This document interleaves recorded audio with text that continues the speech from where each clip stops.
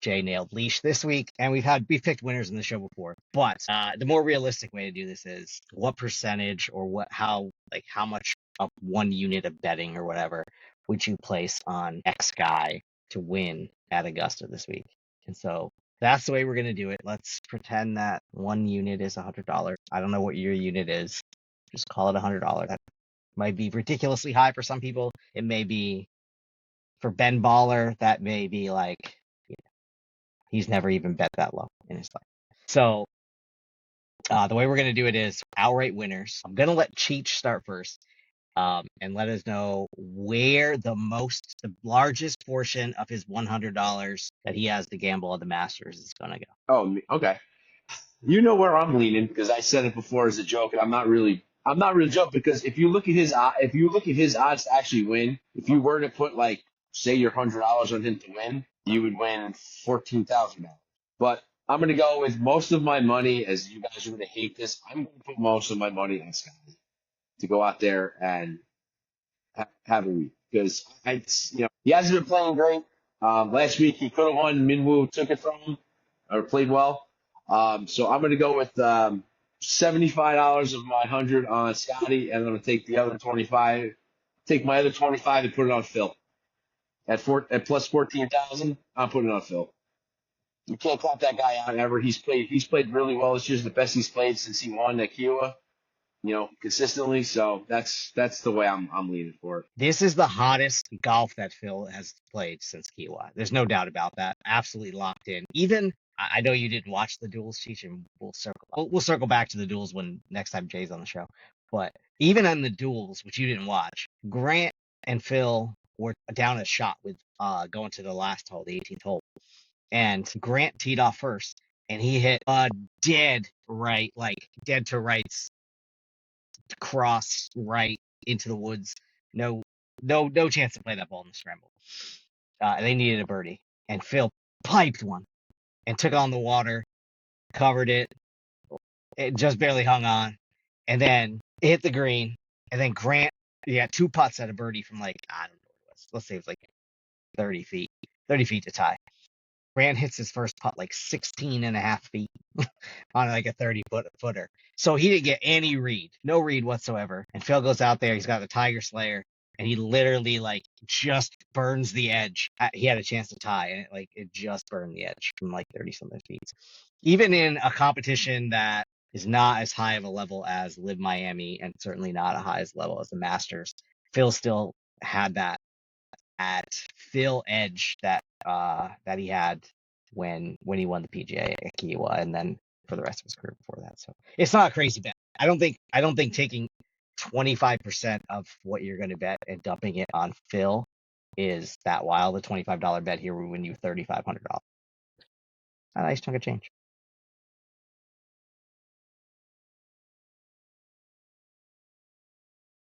From you are not betting on Phil Mickelson at that. No, not for sure. I'm going to ask you a little differently because I know the majority of your money is going on Bryson. What percentage of your money would you bet on somebody other than Bryson if you had to save a chunk of your money? So I would put 50% on Bryson. And then I was splitting my other 25% between Joaquín, Niemann, and the guy I picked in our picks earlier, Ludvig Aberg. No Scottie whatsoever. You wouldn't put $1 on Scottie Scheffler, which is pretty wild. Just because the payout's not that good. I really don't think plus 400 the payout's against that field. Not that good. Payout sucks. And if I'm playing with house money, I mean, I know it's fake money, but it's real money. It's real money to somebody. Bryson, we gotta be a fair here. We're a fair show. Bryson let us down on Sunday. He let you down on Sunday. Yeah, he folded that double bogey. I thankfully work's been really busy, so I wasn't able to watch anything at work Friday and Saturday. So I did catch everything today, second half of the day, and yeah, that double bogey just really hurt his confidence, and it was a fight just to keep everything together from that point on. Yeah, I mean, it happens. It does happen. You can't expect the guy to play perfectly in he played really well on Friday. He played obviously very well on Saturday. And to put 3 rounds together, there's only I would be fair here. There's only one guy who did that. That was Mark Leishman, who put really 3 good rounds together. Everybody else really had a battle. And on Sunday, had the only round throughout the entire tournament that was bogey free. And so that's what it was going to take to win. That's what it took to beat the field, which included Sergio near the top, Rahm near the top, Bryson near the top. Like all the stars were lined up and ready for Sunday, and Leishman blew by him with a bogey-free round. So good for him. Sucks for Bryson, because I know that I don't know this, but we felt this going into last season, that he just needed to get things going, and once he got things going, he was going to be in contention for the majors. And after the round on Saturday, it just felt so good. It felt like this is it. He's got it all figured out. He's making putts. He's striking the ball well. And then he shoots 75 today or on Sunday. And it's like, did it all just he's going in with less confidence than he was if he would have You know left what for though? Augusta on Saturday. After a tough round on a course like this, I mean, the course really beat up a lot of guys. I mean, it's got to give you some kind of edge into how you're going to manage playing at Augusta, right? I mean, you're saying like him having to fight himself or fight to even just scratch the surface or make a par is going to be help him hone in at Augusta, when every shot is going to be heightened to the max, because every shot was heightened to the max on Sunday at Doral for Exactly. him. Yeah, it wasn't easy. It didn't come I easy. think I mean, there's no doubt. today's only going to help him for next week. I think it's going to give him a kick in the ass, and I think he's going to finish well. I think he finishes in the top 10. Without I That's think not he well should. enough. He's been That's playing. not well enough. I know, but you know what? For getting shooting 3.75 is 3 over, I believe today, right? I think it's par 72. I mean, I think he'll bounce back. I think it's not going to deter him from the way he plays. I think he's just going to go out there and be like, all right, I didn't have it today. Move on to next week and try to win a major. I mean, we'll see. By the time everyone's watching this, it will be deep into the first round of the Masters. So, Sure.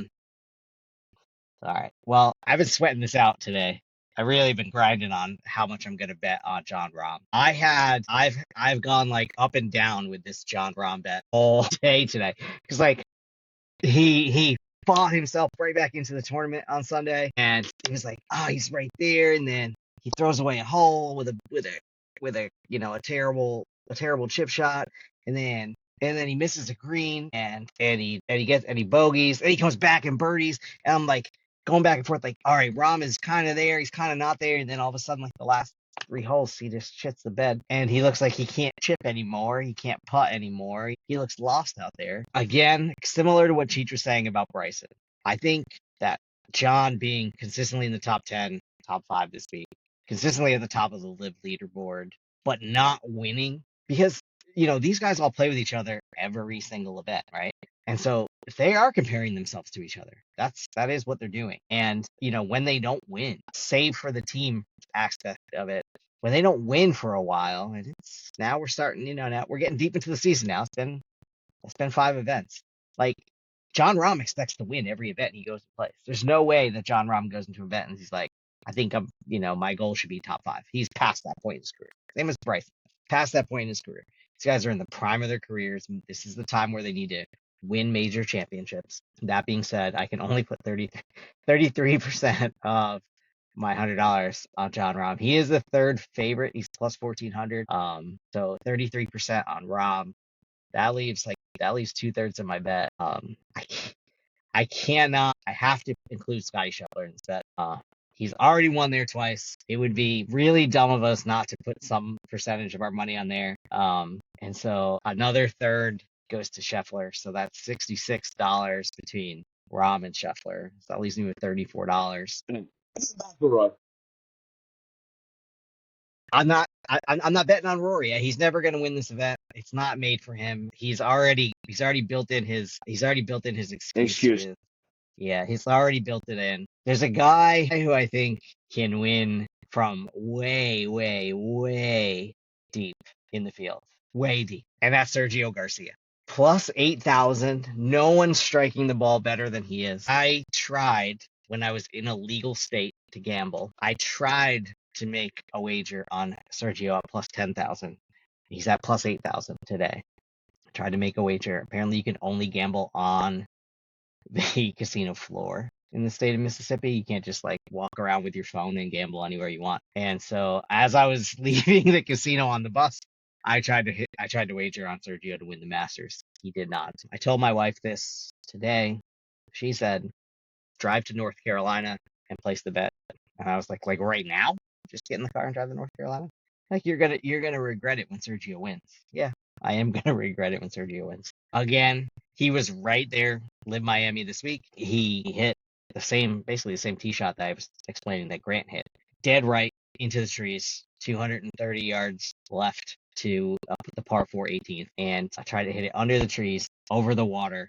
And I think I'm going to say he came up less than 5 feet from hitting a perfect golf shot and ended up in the water and bogey later, finished third. He's just playing too good. I mean, he's 45 years old, but probably I bet he would tell you this is the best golf he's played since he's turned 40. I bet he would say that. I bet he would say that this is the best golf he's played since he turned 40. And sometimes, well, not sometimes, almost never do guys get better as they age. But sometimes they just like find this thing, and it's like that thing that Phil found, like we were talking about Kiwa. I think Sergio's found something. I don't know what it is. Something that in his swing that he is just so comfortable. He stands over every shot and thinks he's going to execute every shot. He just looks so confident, and he's won there before. I know he's had bad finishes there also, and that win is kind of like a one-off if you look back at his career. But I really think that Sergio Garcia can win at Augusta.